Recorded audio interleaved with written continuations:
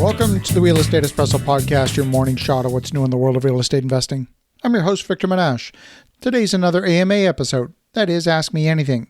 I love to answer your questions, and if you have a question you think is going to be of broad interest, send it in. I'll answer it live on the air. Send your questions to victor@victorjm.com. That's victor@victorjm.com. Today's question comes from Jeremy. He asks, I'm looking to develop a residential subdivision that's close to a naval Air Force base. There are plenty of houses all around the subject property. Could the airport affect what gets built on the property? Well, Jeremy, this is a great question.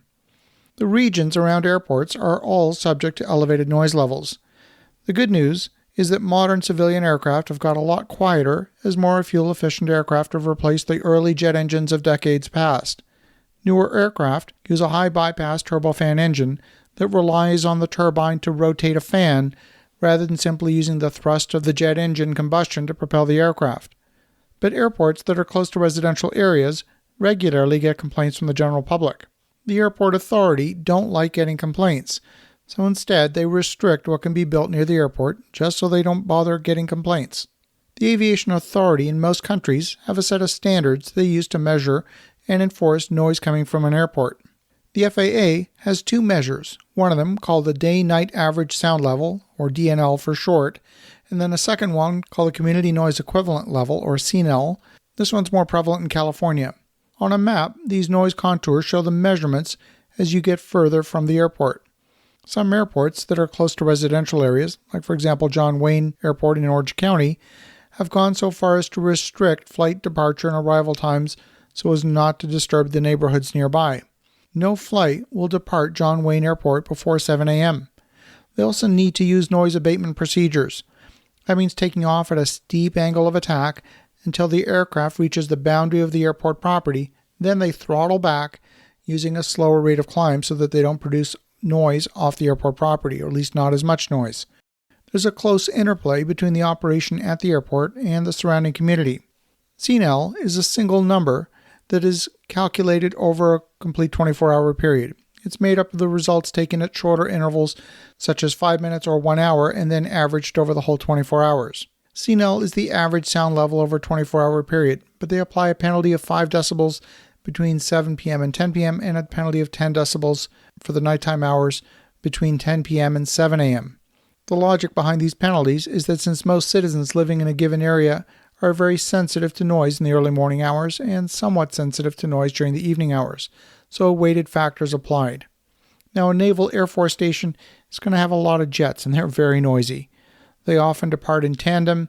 They will often go supersonic, causing sonic boom, which is loud enough to drown out conversations inside a home or an office building.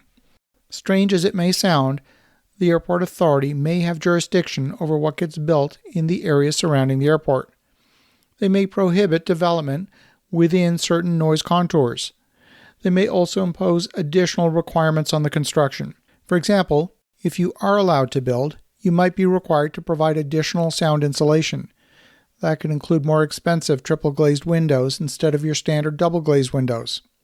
I spent several weeks evaluating a waterfront property a few years ago that was close to an airport. The way the map was drawn showed the airport exclusion zone roughly coinciding with the edge of the river.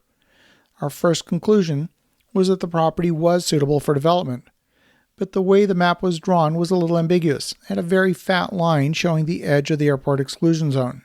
Everything inside the exclusion zone was not allowed to be developed, and outside the zone was suitable with special sound insulation added to the homes.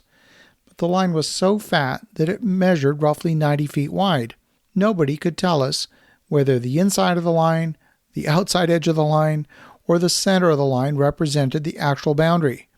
It would take months for the airport authority to rule on any development, and they wouldn't even offer an opinion unless a full development application was submitted to the airport authority. That meant spending a lot of money on design and engineering only to be told no if you couldn't build in that location. So in our case, we didn't buy the property even though it looked very desirable. And the last time I looked, that land was still for sale 4 years later. I'm guessing we made the right decision. Now, there are noise and vibration engineers. This is a branch of mechanical engineering, and there are a subset of those who specialize in airports. These are the folks you need to consult in making a determination whether your property is buildable or not. the city may grant you a zoning permit, which would give you a false sense of security that you have all the entitlements you need to build a home in that location. You definitely need the input from the airport authority to make sure that you have a buildable lot anytime you're in close proximity to an airport. I want to thank you, Jeremy, for a great question. It's one that comes up often close to airports. And for the listeners at home, have an awesome rest of your day. Go make some great things happen. We'll talk to you again tomorrow.